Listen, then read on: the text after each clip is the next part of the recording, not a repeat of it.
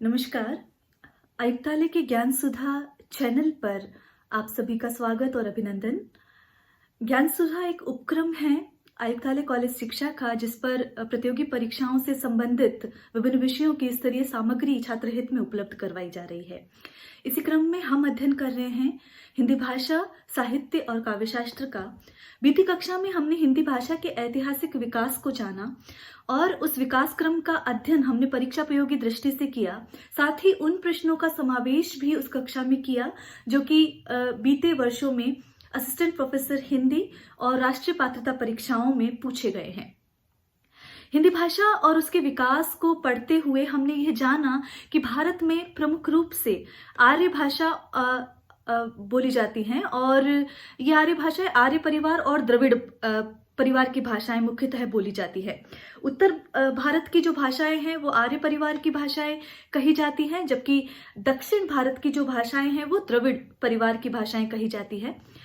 उत्तर भारत की भाषाओं को यदि देखें तो जो संस्कृत भाषा है वो प्राचीनतम भाषा है और इसी की उत्तराधिकारिणी हिंदी है। संस्कृत भाषा का प्राचीनतम रूप हमें ऋग्वेद में प्राप्त होता है। हमने बीती कक्षा में ये जाना कि भारतीय आर्य भाषाओं के जो कालक्रम है उसको मोटे तौर पर 3 भागों में विभाजित किया जा सकता है, जिसे हमने प्राचीन भारतीय आर्य भाषा, मध्यकालीन भारतीय आर्य भाषा और आधुनिक भारतीय आर्य भाषा काल में हमने विभाजित किया। प्राचीन भारतीय आर्य भाषा काल को 1500 ईसा पूर्व से 500 ईसा पूर्व, तो कहीं कुछ जो आलोचक हुए हैं और कुछ शोध ग्रंथ ये कहते हैं कि 2000 ईसा पूर्व से 500 ईसा पूर्व का समय मानना चाहिए। चूंकि भाषिक विकास की अवस्थाओं को, सरणियों को एक तय कालखंड में नहीं बांधा जा सकता, इसलिए हम इस समय को मान सकते हैं। तो जो पहला चरण दिखाई देता है हमें, जिसे हम प्राचीन भारतीय आर्य भाषा काल में हमने देखा, तो वो है वैदिक संस्कृत और दूसरा दिखाई देता है लौकिक संस्कृत। देखिए, ऋग्वेद और जो वेद आदि जो ग्रंथ लिखे गए, आरण्यक जो लिखे गए, उपनिषद जो लिखे गए, वो सारे वैदिक साहित्य में लिखे जाते हैं। जबकि लौकिक साहित्य में यदि हम देखें, लौकिक संस्कृत में यदि हम देखें तो वाल्मीकि कृत रामायण और व्यास कृत महाभारत आदि ग्रंथ लिखे गए। यदि भाषिक दृष्टि से देखें तो इस काल की भाषा योगात्मक थी और शब्दों में जो धातु रूप सुरक्षित दिखाई देते हैं, भाषा में संगीतात्मकता थी, स्वराघात की प्रवृत्ति दिखाई देती है। ये सारी बातें हमने बीती कक्षा में देखी। इसके बाद यदि हम मध्य भारतीय आर्य भाषा काल की बात करें, जिसका समय 500 ईसा पूर्व से 1000 ईस्वी तक माना गया है, तो इसमें मुख्यतः 3 भाषाएं हमें दिखाई देती है, पाली, प्राकृत और अपभ्रंश। पाली को हमने देखा कि मागधी भाषा भी कहा जाता है और ये बौद्ध धर्म की मुख्यतः भाषा है। बौद्ध साहित्य जो पाली भाषा में लिखा गया है, त्रिपिटक जो है पाली भाषा में लिखे गए हैं। और यदि हम देखें तो जैन साहित्य जो है वो यदि इसका अगला चरण देखें तो वो प्राकृत भाषा में लिखा गया है। तो प्राकृत के भी वहां पर 5 भेद हमने देखे, जिसमें शौरसैनी प्राकृत देखा, हमने मागधी प्राकृत देखा, अर्धमागधी, महाराष्ट्री और पैशाची जो प्राकृत हैं वो हमने ये 5 प्राकृत देखे। इसके बाद की अवस्था को हमने अपभ्रंश भाषा का नाम दिया, जिसका प्रयोग 500 ईस्वी से 1000 ईस्वी तक हुआ। और इसके बाद की जो विकासात्मक अवस्थाएं थी उसे अवहत, देश भाषा, देशी भाषा, ये सभी नाम दिए। और उसके बाद पुरानी हिंदी 12वीं से 14वीं शताब्दी, जिसका समय माना गया, और तदुपरांत हिंदी भाषा, खड़ी बोली हिंदी का और उसकी बोलियों का जो प्रारंभ होता है, विकास प्रारंभ होता है। अब अपभ्रंश भाषा का प्रारंभ कब से हुआ और हिंदी को अपभ्रंश की क्या देन है, ये परीक्षा उपयोगी दृष्टि से जानना बहुत महत्वपूर्ण है, क्योंकि अनेक जो प्रश्न हैं वो परीक्षाओं में इससे संबंधित पूछे जाते हैं और ये बहुत अधिक भ्रमित भी करते हैं। देखिए, अपभ्रंश भाषा का प्रारंभ कब से हुआ, यदि इसको देखा जाए तो इस संबंध में 3 मत जान पड़ते हैं।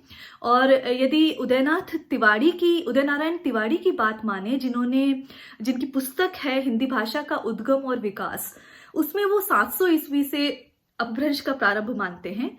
इसी तरह यदि हम डॉक्टर नामवर सिंह की बात करें, जो हिंदी के ख्यात आलोचक रहे हैं, वो हिंदी के विकास में अपभ्रंश का योगदान पुस्तक में इसका जन्मकाल वे भी 700 ईस्वी ही स्वीकार करते हैं। जबकि डॉक्टर भोलानाथ तिवारी जो भाषा वैज्ञानिक है वो अपभ्रंश का प्रारंभ 500 ईस्वी के आसपास मानते हैं। तो ये तो अलग अलग मत है। कुछ लोग कालिदास के विक्रमोर्वशीयम से अपभ्रंश का प्रारंभ मानते हैं, तो साथ ही कई लोग कहते हैं कि 6ठी शताब्दी में जो भामह का काव्यालंकार ग्रंथ है वहां उसमें भी अपभ्रंश का उल्लेख संस्कृत और प्राकृत के साथ हुआ है। तो उससे पहले इसका समय मानना चाहिए। बहरहाल अपभ्रंश का साहित्य में प्रयोग यदि विशुद्ध रूप से देखा जाए तो 1100-1200 ईस्वी के आसपास दिखाई देता है। और यदि हम आधुनिक हिंदी भाषा को अपभ्रंश का क्या योगदान है उस दृष्टि से देखें तो आधुनिक हिंदी की जितनी भी विशेषताएं हैं, जो मूलभूत वैशिष्ट्य जो है वो अपभ्रंश से वो ग्रहण करती हुई दिखाई देती है। देखिए, यदि हम देखें तो हिंदी भाषा का प्रारंभ यदि हम कहते हैं 1000 ईस्वी से हुआ, तो उसके जो अपभ्रंश का प्रयोग 12वीं शताब्दी तक साहित्य में होता रहा है, ये हम कह सकते हैं। अपभ्रंश में प्रयुक्त जो तद्भव शब्द है उसको हिंदी की शब्द संपदा ने हूबहू ग्रहण किया है। और यदि हम देखें ध्वनि संरचना, व्याकरणिक संरचना, शब्द भंडार और साहित्यिक प्रवृत्तियां, इन सभी आधारों को यदि हम देखें तो वहां अपभ्रंश की जो नींव है वो वहां पर दिखाई देती है। अपभ्रंश की विशेषताएं इस भाषा में दिखाई देती है। अपभ्रंश प्राचीन आर्य भाषा संस्कृत और आधुनिक आर्य भाषा हिंदी के बीच की कड़ी है। प्रश्न ये पूछा गया है, इसलिए ये सामान्य सी बात यहाँ पर हमने उसका उल्लेख किया है कि जो अपभ्रंश है वो प्राचीन आर्य भाषा संस्कृत और आधुनिक आर्य भाषा हिंदी के बीच की कड़ी जान पड़ती है। हमने पिछली कक्षा में ये देखा कि भाषा की एक प्रवृत्ति रही है जटिलता से सरलता की ओर वो उन्मुख होती है। तो व्याकरणिक दृष्टि से हम कह सकते हैं कि भाषा का विकास संयोगात्मकता से वियोगात्मकता की ओर होता है। तो जो लौकिक संस्कृत जो रही है, वैदिक संस्कृत जो रही है, वो संयोगात्मक रही है और फिर क्रमशः भाषा वियोगात्मकता की ओर बढ़ती है और कठिनता से सरलता की ओर बढ़ती है। ये हमने बहुत सारे उदाहरणों से देखा कि किस प्रकार संस्कृत में 3 वचन 3 लिंग थे, जबकि हिंदी में 2 वचन और 2 लिंग की व्यवस्था ही रह गई। संस्कृत में जहाँ 24 रूप बनते थे वहाँ हिंदी में केवल 2 रूप रह गए, मूल रूप और विकारी रूप। तो ये अंतर वहां पर अपभ्रंश और हिंदी में देखने को मिलता है, संस्कृत और हिंदी में भी देखने को मिलता है। तो शोरशनी अपभ्रंश बात करें तो शोरशनी अपभ्रंश यदि हम 11वीं शताब्दी की बात करें, 12वीं शताब्दी की बात करें तो उस काल की साहित्यिक भाषा थी और गुजरात से लेकर बंगाल तक तथा शूरसेन प्रदेश तक की भाषा व्यवहृत थी। तो ये सारा जो विशेषताएं हैं अपभ्रंश की वो हम देख सकते हैं। अपभ्रंश काल में यदि हम देखें तो ध्वनि स्तर पर बहुत अधिक बदलाव वहां पर देखे जाते हैं। संस्कृत की जो जटिल ध्वनियां थी उसे अपभ्रंश ने अस्वीकार कर दिया और वही प्रवृत्ति हिंदी में भी देखी जाती है। तो ये बात फिर से सिद्ध होती है कि भाषा कठिनता से सरलता की ओर उन्मुख होती है। यदि कौन सी ध्वनियों को वहां पर अस्वीकृत किया गया तो संस्कृत की दीर्घ री और ह्रस्व ऋ और दीर्घ ऋ जैसी ध्वनियां जो थी वो अपभ्रंश में ही लुप्त हो गई और यही परंपरा हिंदी में भी दिखाई देती है। हम दीर्घ री का प्रयोग नहीं करते हैं। संधि पढ़ते समय आप दीर्घ री का प्रयोग उसके उदाहरण देखेंगे, लेकिन हिंदी में यह प्रयोग अब व्यवहृत नहीं है। तो ये प्रवृत्ति भी हमें अपभ्रंश से मिली है। अपभ्रंश ने ही इन जो ध्वनियों को नकार दिया था और वही प्रवृत्ति हिंदी में भी दिखाई देती है। ड और ढ ध्वनियां अपभ्रंश में नहीं थी और हिंदी में ये पहली बार विकसित हुई हैं। तो ये एक उलट बात है कि ये चीजें अपभ्रंश में नहीं थी और ये हिंदी में व्यवहृत हुई। तो ये अंतर कह सकते हैं कि आदिकालीन हिंदी और जो अपभ्रंश का अंतर क्या है वो आप कह सकते हैं। यदि हम देखें अपभ्रंश की बात करें तो काव्य में जो भाषा प्रयुक्त हुई उसे अपभ्रंश कहा गया और बोलचाल की जो भाषा रही उसे देश भाषा कहा गया। तो अपभ्रंश और हिंदी में ये मुख्य अंतर है कि अपभ्रंश में ड ढ ध्वनियां नहीं थी, जबकि हिंदी में इनका प्रयोग होता है। न र ल स ये जो ध्वनियां अपभ्रंश में दंत्य ध्वनियां थी वो हिंदी में आकर वर्ष से ध्वनियां हो गई। इसी तरह यदि हम देखें तो अपभ्रंश एक ऐसी भाषा थी जिसमें क्रिया आदि रूपों का सहयोगात्मक कार्य के रूप प्रयोग में होता था, लेकिन हिंदी में वियोगात्मक रूपों का प्रयोग होने लगा। यदि हम अपभ्रंश के या पुरानी हिंदी के प्रमुख कवि देखें और उनकी रचनाओं को देखें तो ये प्रश्न अक्सर पूछे जाते हैं। जैसे देवसेन कृत श्रावकाचार है, सरहपा की तो मुक्तक रचनाएं प्राप्त होती ही है, स्वयंभू की पौम चरियु, रिठ्ठनेमी चरियु और स्वयंभू छंद ये रचनाएं होती हैं। पुष्पदत्त की महापुराण और जसहर चरियु ये रचनाएं प्राप्त होती है। धनपाल की भविष्यत कहा, अब्दुल रहमान की संदेश राशक, जिनदत्त सूरी की उपदेश रसायन रास, जिनदत्त सूरी का हमने जाना उपदेश रसायन रास, और जोइंदू का परमात्म प्रकाश और योग सार, राम सिंह का पाहुड़ा दोहा, हेमचंद्र का शब्दानुशासन, विद्यापति की कीर्तिलता और कीर्ति पताका। ये जो रचनाएं हैं ये अपभ्रंश की प्रमुख रचनाएं हैं। अब यदि हम बात करें इसके बाद कि अपभ्रंश के जो प्रारंभिक रूप जब हमें मिलते हैं तो 7वीं 8वीं शताब्दी से ही उसके मिलने प्रारंभ हो जाते हैं। जैसे कि उदय नारायण तिवारी जो बात करते हैं, नामवर सिंह जो बात करते हैं, तो वहां पर मुंज कवि की जो पंक्तियां मिलती है, जो रचना में उनकी पंक्तियां कि भल्ला हुआ जो मारिया, बहिनी मारा कंतु, लज्जे जम तू वयस्सी, अहूचे भग्गा घर एंतु, कि अच्छा हुआ कि जो मेरे प्रिय है वो युद्ध में ही मृत्यु को प्राप्त हो गए, यदि वो भयभीत होकर लौटते तो मैं अपना मुंह कहाँ छिपाती। तो एक तरह से युद्ध का चित्रण है और वीर रसात्मक भावनाओं का ये चित्रण है, लेकिन यहाँ पर अपभ्रंश का प्रयोग देखने को मिलता है। ये प्रश्न पूछा गया है कि उक्त पंक्तियां किस कवि की है और उक्त जो भाषा रूप किस भाषा का रूप है, ये तो अपभ्रंश भाषा का रूप है। देखिए अपभ्रंश के जो क्षेत्रीय रूप हैं उन्हीं से जो हिंदी की बोलियां विकसित हुई, इसे एक तरह से हिंदी की उपभाषाएं और बोलियां भी कह सकते हैं। जो शोरसेनी जो नागर अपभ्रंश जिसे कहा गया शोरसेनी अपभ्रंश, उससे पश्चिमी हिंदी विकसित होती है और इसकी जो बोलियां हैं वो खड़ी बोली, ब्रजभाषा, हरियाणवी, बुंदेली और कन्नौजी, ये उसकी प्रमुख बोलियां हैं जो कि शोरसेनी अपभ्रंश से विकसित हुई है। अर्धमागधी अपभ्रंश से यदि देखें तो हिंदी की जो पूर्वी भाषाएं विकसित हुई हैं, जिसमें अवधी, बघेली और छत्तीसगढ़ी ये 3 भाषाएं हैं। अक्सर प्रश्न ये पूछ लिया जाता है कि अवधी बोली का संबंध किस उपभाषा से है या अवधी किस अपभ्रंश से विकसित हुई है। इसी तरह अन्य प्रश्न बोलियों को लेकर पूछ लिए जाते हैं, इसलिए ये वर्गीकरण ध्यान रखना महत्वपूर्ण है। शोरसेनी अपभ्रंश से ही राजस्थानी हिंदी विकसित हुई है, जिसकी उपबोलियां यदि हम देखें तो मेवाती, मेवाड़ी, ढूंढाड़ी, हाड़ौती, बांगड़ी, मालवी ये सारी उसकी उपबोलियां हैं। इसी तरह जो पहाड़ी हिंदी है वो भी शोरसेनी से विकसित हुई है और उसकी पश्चिमी पहाड़ी, गढ़वाली और कुमाऊनी ये प्रमुख बोलियां हैं। बिहारी जो है वो मागधी अपभ्रंश से और मैथिली, मगही और भोजपुरी ये उसकी प्रमुख बोलियां हैं। देखिए जब हम खड़ी बोली हिंदी की बात करते हैं, जैसा कि हमने देखा कि ये शोरसेनी अपभ्रंश से विकसित हुई है और पश्चिमी हिंदी की एक बोली है।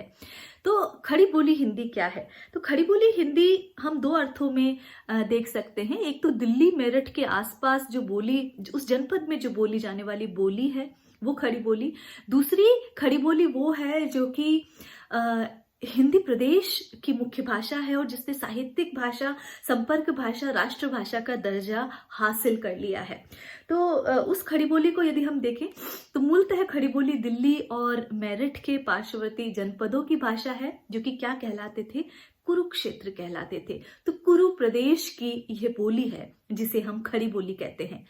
राहुल सांकृत्यायन इसी आधार पर इसे कौरवी का नाम भी दे देते हैं।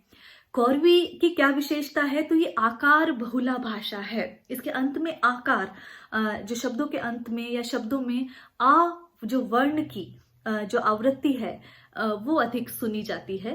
तो खड़ी बोली के यदि हम नाम देखें तो बहुत सारे नाम हैं। हिंदुई, हिंदवी, दक्षिणी, दखनी, दक्कनी, रेखता, हिंदुस्तानी, हिंदुस्तानी आदि। जो अलग अलग शब्दों का जहाँ प्राधान्य रहा, जैसे दक्षिणी भाषाओं का जब प्राधान्य हिंदी में होने लगा तो उसे दक्खनी हिंदी कहने लगे।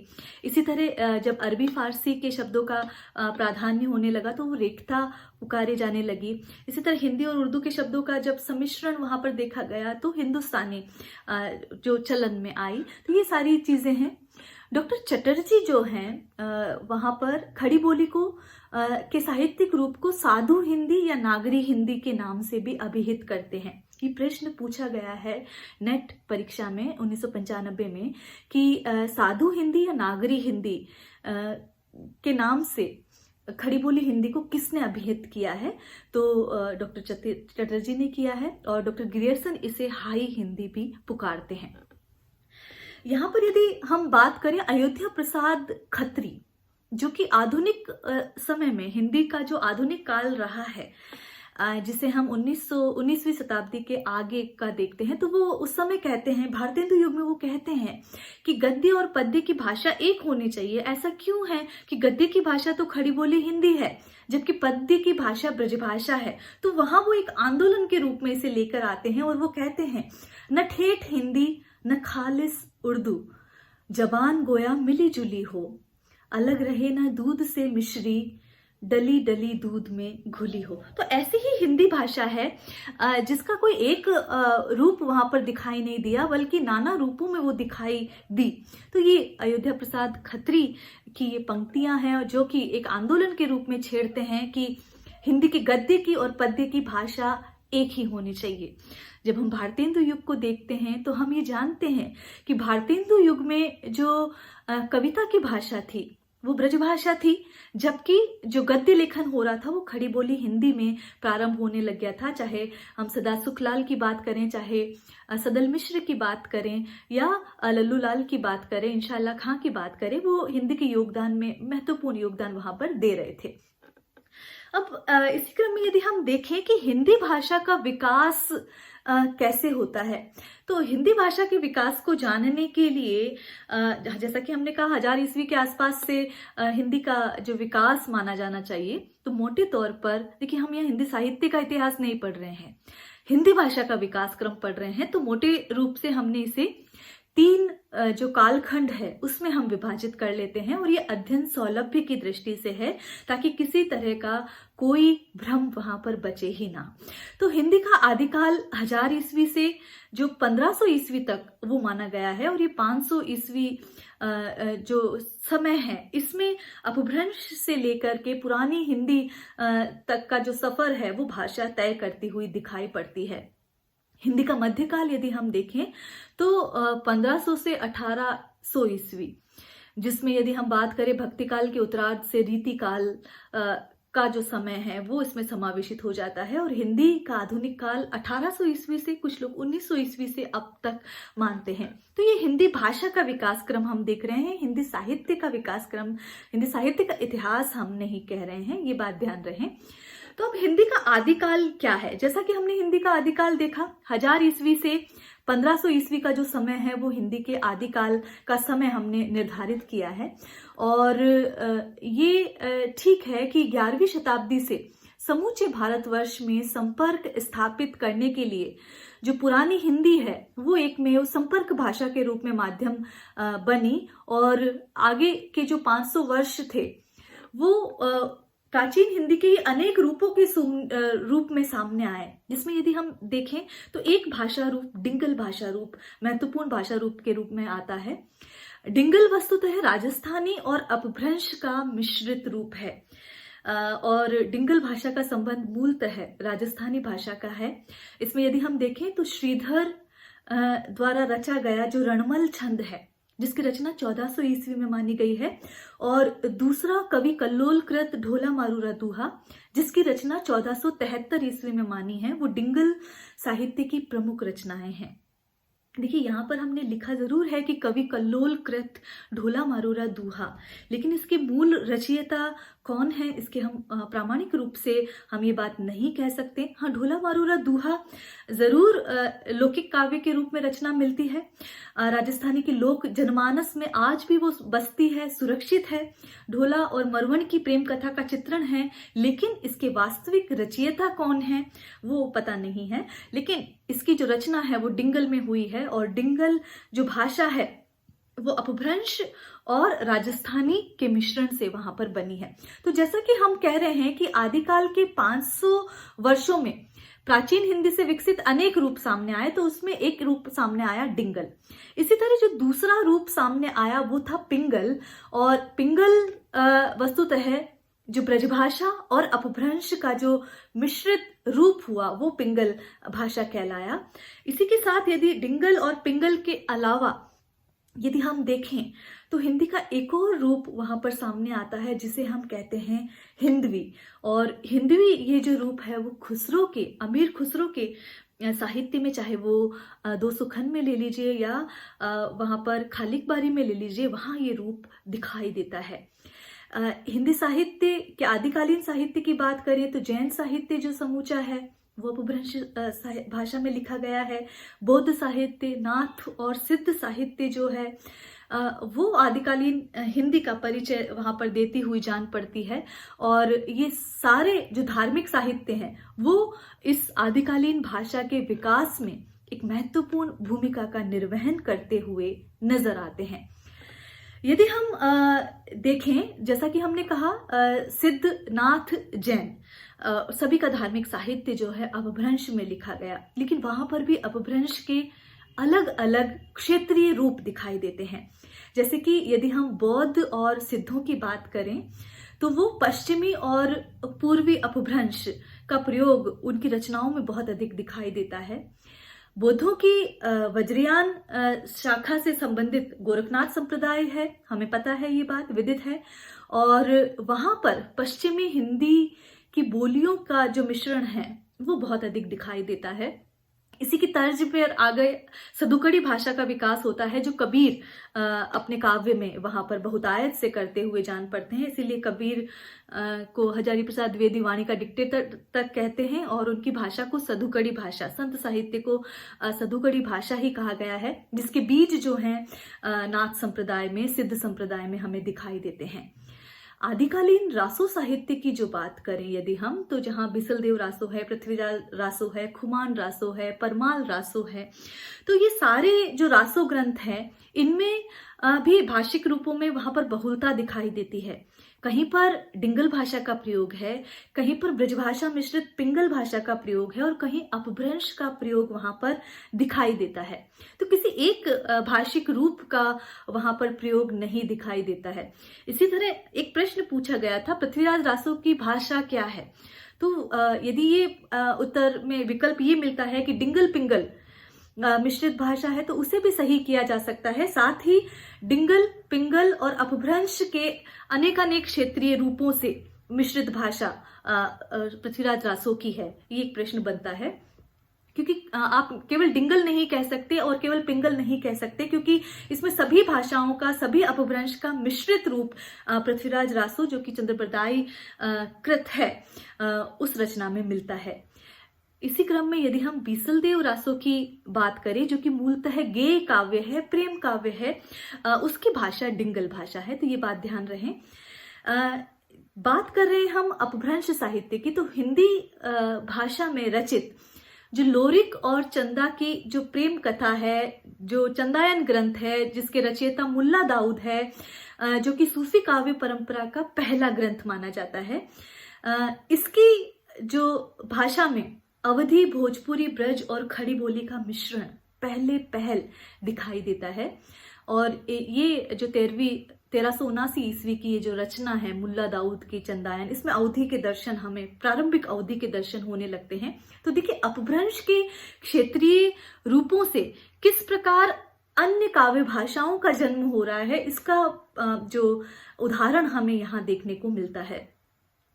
जो हमने दक्षिणी हिंदी की बात की, तो देखिए 14वीं शताब्दी के जो आसपास है वहाँ जो मुस्लिम शासक रहे हैं, उनका आक्रमण दक्षिण भारत में भी प्रारंभ हो जाता है और वहाँ के जो जनमानस है, वहाँ के निवासियों से संपर्क के लिए एक नवीन भाषा दक्षिणी हिंदी का जन्म होता है, जिसमें ब्रजभाषा और फारसी के शब्दों का बाहुल्य वहां पर दिखाई देता है। तो दक्षिणी हिंदी में ब्रजभाषा और फारसी, क्योंकि उत्तर से दक्षिण की ओर गए हैं लोग, तो वहां पर दक्षिणी हिंदी का समावेश होता है, द्रविड़ भाषाओं का समावेश होता है और जो तमिल तेलुगु के साथ ही वहां पर फारसी के शब्दों का भी आगमन होता है, जिसे दक्षिणी हिंदी कह देते हैं।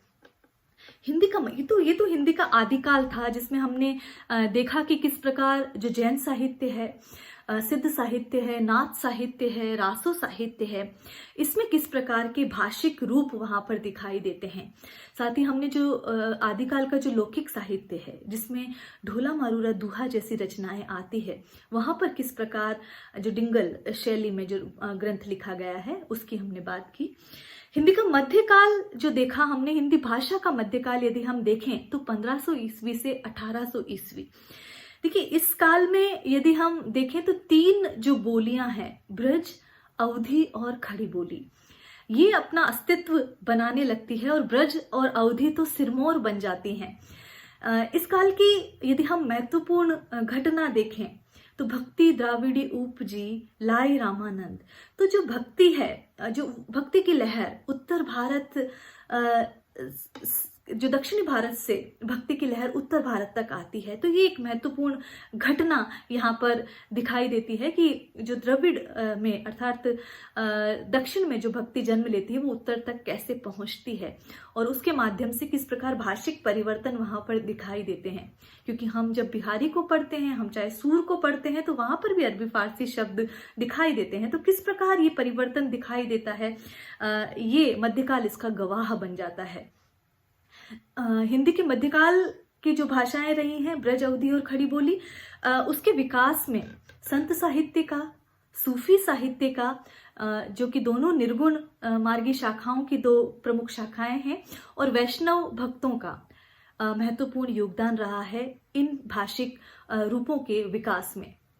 यदि हम पहला चरण देखें कि काव्य भाषा के रूप में अवधी का उदय किस प्रकार हुआ और उसका विकास कैसा हुआ, तो यदि हम देखें तो मूलतः अवधी कहाँ की बोली है, तो उत्तर प्रदेश के अंतर्गत जो क्षेत्र लखनऊ और फैजाबाद के आसपास है, उसे अवध कहा जाता है और उसी जो जनपद की बोली है, उसी क्षेत्र की जो भाषा है, वो अवधी है। अवधी समयानुसार सीमित क्षेत्र की बोली न रहकर विस्तृत क्षेत्र में प्रयुक्त होने वाली काव्य भाषा बन जाती है। और यदि इसका क्षेत्र देखें तो लखनऊ, उन्नाव, रायबरेली, लखीमपुर, खीरी, सीतापुर, गोंडा, बहराइच, प्रतापगढ़, सुल्तानपुर, बाराबांकी, फैजाबाद, फतेहपुर आदि जो क्षेत्र है, वहां पर अवधी बहुतायत से बोली जाती है। देखिए ये क्षेत्र आपको ध्यान में रहना आवश्यक है, क्योंकि जो प्रश्न है, चाहे वो बहुविकल्पीय प्रश्नों में पूछ लिया जाए या उसे सुमेलित कीजिए, उन प्रश्नों में ये प्रश्न पूछे गए हैं। इसलिए अवधी भाषा के क्षेत्र कौन से हैं, ये आपको ध्यान होना चाहिए। अवधी को अन्य किन नामों से पुकारा जाता है, ये प्रश्न पूछा गया है, तो पूर्वी बोली के नाम से पुकारा जाता है। देखिए पूर्वी हिंदी में अवधी, बघेली, छत्तीसगढ़ी 3 बोलियां समावेशित है, तो इन तीनों को ही पूर्वी हिंदी के रूप में पुकारा जाता है। साथ ही कोसली, क्योंकि अवध को कोसल प्रदेश भी कहते हैं, तो कोसली, बेसवाड़ी आदि नामों से भी पुकारा जाता है। तो अवधी के 3 नाम हो गए, पूर्वी हिंदी, कोसली और बेसवाड़ी। इन तीनों नामों से इसे पुकारा जाता है। यदि हम भाषा के रूप में, भाषिक रूपों में यदि अवधी का पहला प्रयोग देखते हैं, यदि भी कुछ लोग मुल्ला दाऊद के चंदायन को बताते हैं, लेकिन उससे भी पहले जो अवधी के प्रारंभिक रूप के यदि हम दर्शन देखें, तो अमीर खुसरो की जो रचना है खालिक बारी, वहां पर मिलना प्रारंभ हो जाते हैं। और इस रचना में जो खुसरो है, जहां पर भारतीय भाषाओं का जिक्र करते हैं, वहां पर अवधी का भी पहल वो स्पष्ट उल्लेख करते हैं। रोड़ा की जो कृति है राउल वेल, जिसमें कन्नौज की जो राउल नायिका है उसका जो प्रेम प्रसंग है, साथ ही दामोदर पंडित की जो उक्ति व्यक्ति प्रकरण जो रचना है उसमें भी अवधी भाषा के प्रारंभिक रूप के दर्शन होते हैं। यदि हम देखें, जैसा कि हमने कहा, अवधी भाषा का प्रयोग हिंदी में सूफी कवियों ने भी अपनी रचनाओं में किया। मुल्ला दाऊद के जो चंदायन कृति है वो सूफी प्रेमाख्यानों की पहली रचना है। इसके अतिरिक्त यदि हम देखें तो ईश्वरदास की सत्यवती कथा, शेख कुतुबन की मृगावती, मंझन की मधुमालती, उस्मान की चित्रावली, इन सभी रचनाओं को लेकर कवि नसीर की प्रेम दर्पण तक रचनाओं में, जो सूफी रचनाओं में अवधी के दर्शन होते हैं।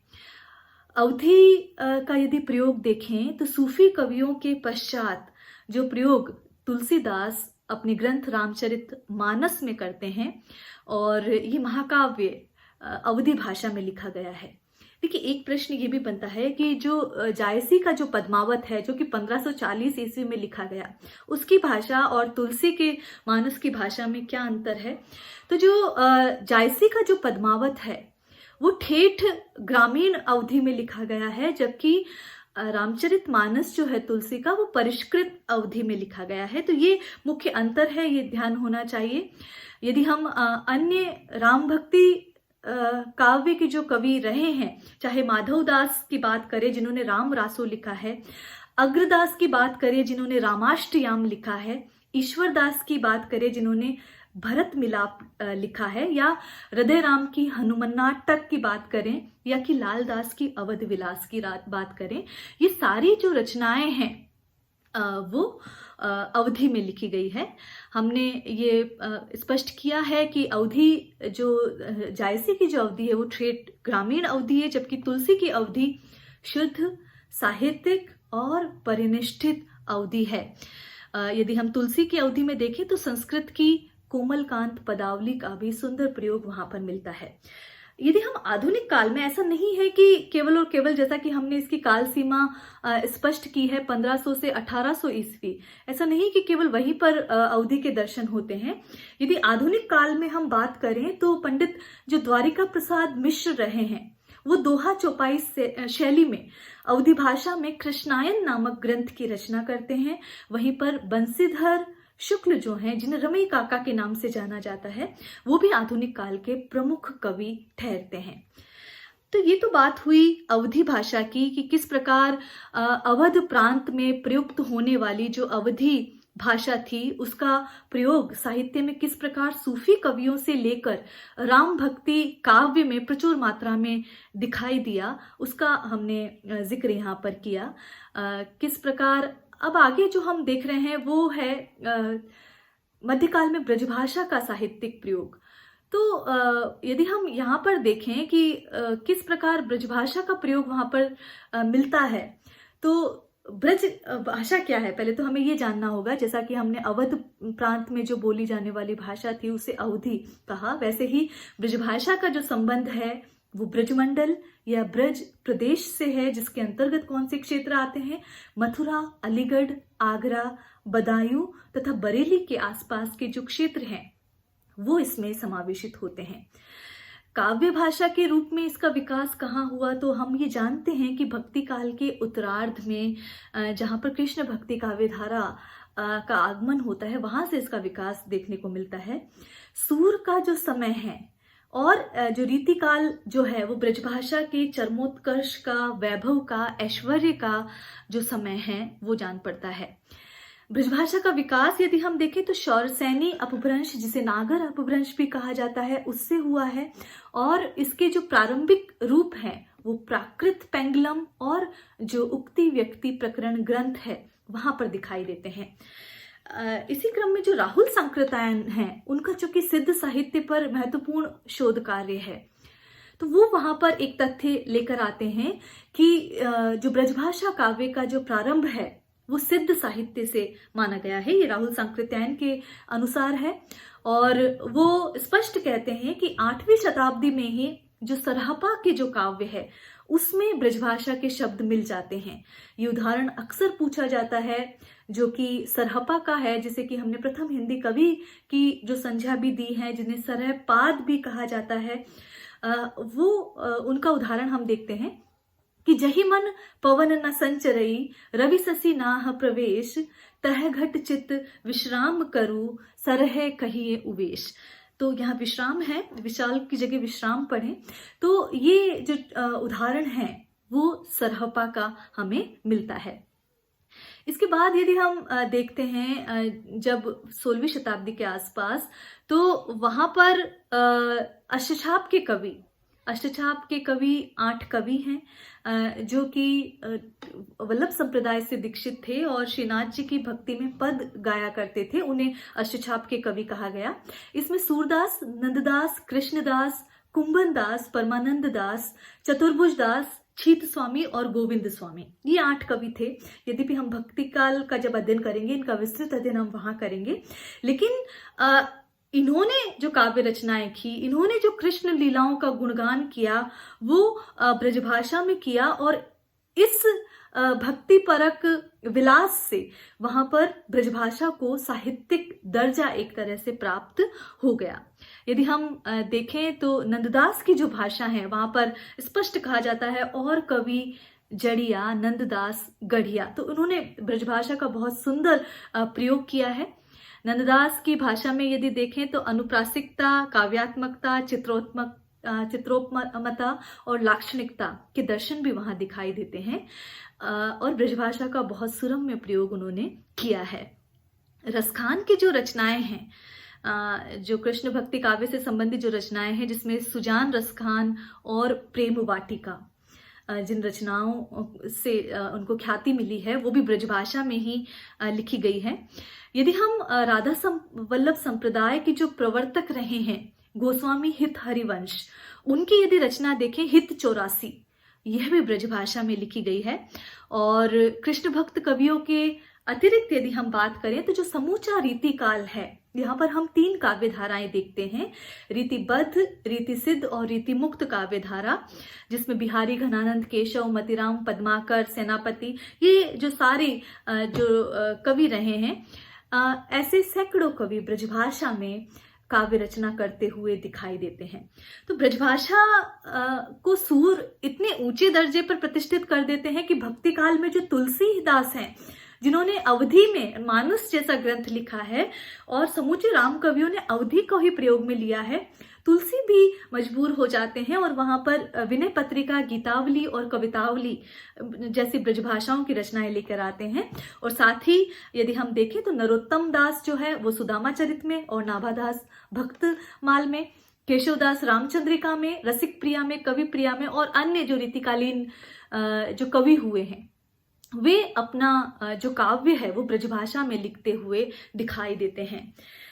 अमीर खुसरो जो हैं, उनकी रचनाओं में भी ब्रजभाषा का प्रयोग दिखाई देता है। यदि हम उदाहरण देखें तो खुसरो रेन सुहाग की, जागी पी के संग, तन मेरो मन पीऊ को, दो भय एक रंग। तो ये यहाँ पर ब्रजभाषा का स्पष्ट जो छाप जो है वो स्पष्ट दिखाई दे रही है। साथ ही उनकी जो मुकरियां हैं, जिसका प्रभाव आगे हम भारतेंदु युग में भी दिखाई देता है। मेरा मोह से सिंगार करावत, आगे बैठ के मान बढ़ावत, वासे चिक्कन ना को दीसा, क्यों सखी साजन ना सखी सीसा। तो दर्पण की बात यहाँ पर की गई है। ये उदाहरण इसलिए क्योंकि ये पूछे जाते हैं और ब्रजभाषा के प्रारंभिक रूपों के दर्शन ये कराते हैं, इसलिए हमने यहाँ समावेशित किया है। तो ये तो हमने ब्रजभाषा की बात की। और ब्रजभाषा को यदि हम देखें तो जैसे उकार बहुला है ब्रजभाषा, और औकारांत प्रवृत्ति भी यहाँ पर दिखाई देती है। और ये प्रवृत्तियां इसे शौरसेनी प्राकृत और शौरसेनी अपभ्रंश से मिली है। तो ये बात ध्यान रखनी जरूरी है कि जो ब्रजभाषा है वो उकार बहुला और औकारांत प्रवृत्ति की भाषा है। ब्रजभाषा का जो क्षेत्र है वो मध्यकाल में निरंतर विस्तार पाता गया और धीरे धीरे मथुरा, अलीगढ़, आगरा, बुलंदशहर, फिरोजाबाद, बदायूं और हरियाणा तक वो फैल जाता है। यदि ब्रजभाषा के मूल स्वरूप देखें तो पूर्वी, पश्चिमी और दक्षिणी, ये वहाँ पर मूल इसके स्वरूप, प्रधान स्वरूप मिलते हैं। ढोलपुरी, भरतपुरी, जादोबाटी, गांववारी, सिकरवाड़ी, ये सारी इसकी बोलियां हैं जिनका पृथक अध्ययन करना जरूरी है। ब्रजभाषा का काव्य रूप में यदि हम प्रयोग देखें तो हमने ये देखा कि जही मन पवन न संचरई, रवि ससी नाहि प्रवेश, तह घट चित्त विश्राम करूं, सरह कहिए अवेश। तो सरहपा में ही दिखाई देने लग जाता है। तो ये सारी बातें हमने देखी। अब जो तीसरी भाषा है साहित्यिक हिंदी के रूप में, खड़ी बोली का उदय किस प्रकार होता है और उसका विकास किस प्रकार होता है। तो देखिए, खड़ी बोली से क्या तात्पर्य है। खड़ी बोली को यदि हम देखा जाए, खड़ी बोली हिंदी जो है, एक तरह से तो हम ये कह सकते हैं संकुचित अर्थ में कि ये दिल्ली और मेरठ के आसपास की बोली है। दूसरी ओर हम ये कह सकते हैं कि ये वह बोली है जो कि हिंद प्रदेश की बोली है और जो साहित्यिक हिंदी का दर्जा प्राप्त कर लेती है। तो इसे यदि इस दृष्टि से देखें तो पहली दृष्टि ये कहती है कि कौरवी या दहलवी इसके अन्य नाम हैं। खड़ी बोली हिंदी के कौरवी भी कहा जाता है कुरु प्रदेश की भाषा होने के कारण, और दहलवी दिल्ली के आसपास की भाषा होने के कारण, जिसके अंतर्गत दिल्ली, आगरा, मेरठ, पानीपत, अंबाला के जो क्षेत्र है, वहां का जो प्रदेश है, उसकी ये बोली रही है। खड़ी बोली गद्य की यदि सर्वप्रथम रचना की बात करें, ये प्रश्न भी अक्सर पूछा जाता है, तो चंद छंद वर्णन की महिमा, ये रचना होती है जो कि अकबर के जो दरबारी कवि गंग रहे हैं उनकी ये रचना है, और इसका रचनाकाल 1570 ईस्वी के आसपास माना जाता है। इसके अतिरिक्त यदि हम देखें तो राम प्रसाद निरंजनी कृत भाषा योग वशिष्ठ जो है, वो रचना भी खड़ी बोली गद्य में लिखी गई है। तो ये एक महत्वपूर्ण तथ्य है। साथ ही यदि हम देखें तो खड़ी बोली हिंदी की जो अलग अलग शैलियां रही हैं, उनको हम हिंदुई, हिंदुस्तानी, रेखता, उर्दू और दक्षिणी हिंदी के नाम से जाना जाता है। यदि हम इन बोलियों का मूल जो ढांचा देखें तो वो कौरवी पर ही आधारित है। अब जो खड़ी बोली हिंदी है, उसे जो भाषा वैज्ञानिक है उन्होंने अलग अलग दृष्टियों से देखा है। यहाँ पर हम बात धीरेन्द्र वर्मा की करेंगे, हम यहाँ पर बात भाषा वैज्ञानिक सर जॉर्ज ग्रियर्सन की करेंगे, और हम बात करेंगे डॉक्टर चंद्रबली पांडे की, और साथ ही टी ग्राहम बेहली की, और सुनीति कुमार चटर्जी। डॉक्टर चटर्जी का उल्लेख हमने पहले भी किया है।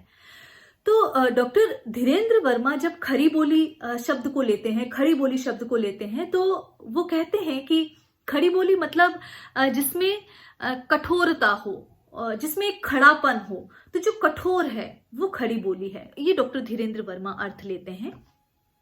गार्सद तासी और चंद्रबली जो पांडे हैं, वो खड़ी बोली का अर्थ खरी से लेते हैं, जो सच्ची है, जो वास्तविक है, वो खरी है। टी ग्राहम बेली इसे भाषा के स्टैंडर्ड रूप से लेते हैं, और वो ये कहते हैं कि भाषा का जो मानक और परिष्कृत रूप है वो खड़ी बोली है। तो वो ये कहते हुए जान पड़ते हैं। सुनीति कुमार चटर्जी भाषिक विवेचन की दृष्टि से, भाषा वैज्ञानिक की दृष्टि से, वो ये कहते हैं कि आकार बहुला और अकार बहुला, आकारांत या अकारांत शब्दों की प्रधानता जिस बोली में है वो खड़ी बोली हिंदी है। जबकि वो कहते हैं कि ब्रज, कन्नौजी और बुंदेलखंडी जो है वो औकारांत या इकारांत है। एक सुनीति कुमार चटर्जी एक बात और कहते हैं कि खड़ी पाई का पूर्ण विराम का चूंकि इस बोली में अत्यधिक प्रयोग होता है, इसलिए ये खड़ी बोली कहलाती है।